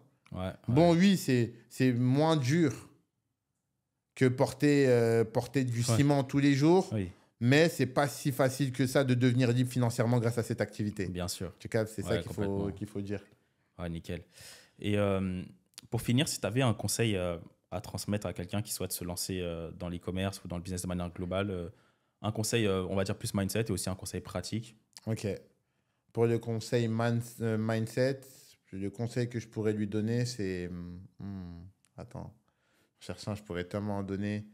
Mais genre, si je peux donner un conseil, parce que je pense qu'il y a beaucoup de gens qui nous regardent, qui sont débutants, c'est écoute personne et continue de croire en toi. C'est vraiment le meilleur conseil que je peux te donner parce que quand tu te lances dans un business et que tu n'as pas de résultat, personne ne croit en toi. Ouais. Les gens, ils pensent que tu es devenu fou, tu te sens seul, tu as l'impression que tu ne vas jamais y arriver. Et moi, vraiment, je suis vraiment passé par là un nombre innombrable de fois. Si je peux donner un conseil à quelqu'un, c'est fonce. Ouais. C'est pas grave, l'échec, c'est rien. Genre, c'est pas parce que tu échoues que tu n'avances pas. Tu captes? Ouais. Donc, vraiment, genre, relève-toi. Et à la fin, ça va aller. Donc, vraiment, je donnerais ce conseil-là à quelqu'un qui débute. Ouais, c'est fort.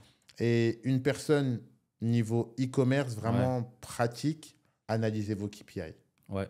Genre, analysez vos KPI. Genre, j'en parlais lors d'un challenge qui va sortir.